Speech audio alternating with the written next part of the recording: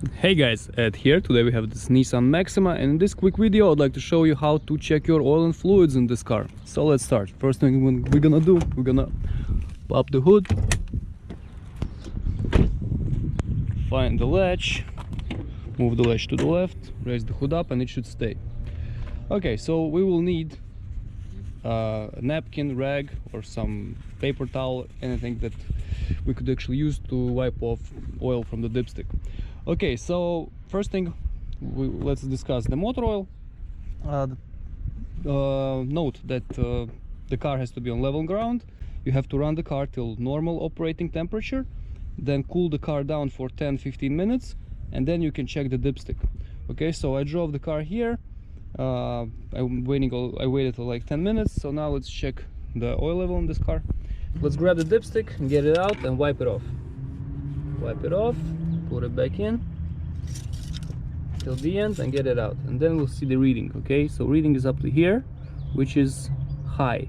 Okay, it could be high because it still didn't drip all the way down from working, which is fine. Okay, now give it another 1000 and then we should change it.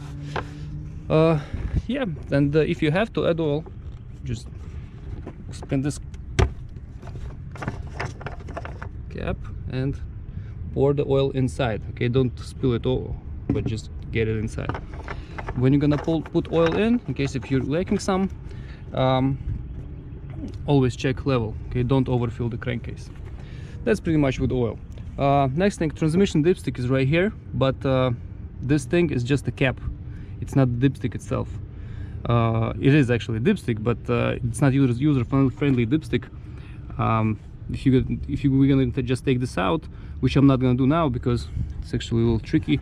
But again, if you want to take this out, you have to put screwdriver in here, and there's a lip. You have to move the lip a little bit, and then you'll be able to take it off. But this is just a cover. There is no dipstick. Okay, so that's something Nissan did, so only they can check it out, or mechanics can check it. Windshield washer fluid right here. So anytime when you need windshield washer fluid, just open this cap, pour in, and you're all set. Very simple. Power steering fluid right here. Again, oh, my hands are slippery now. So this is how we open the cap, and here we have, here we should have our level up to here. Okay, so just check it. If you need to add some power steering fluid. This is coolant reservoir. Okay, and this is a radiator cap. Okay, keep in mind, never open this radiator cap if the car was working before, if it's hot, because you're gonna get boiling antifreeze in your face, and you obviously don't want to have that. So yeah, here we have min and max signs, so keep it somewhere about this notch. In extreme situations, it's better to have any kind of coolant.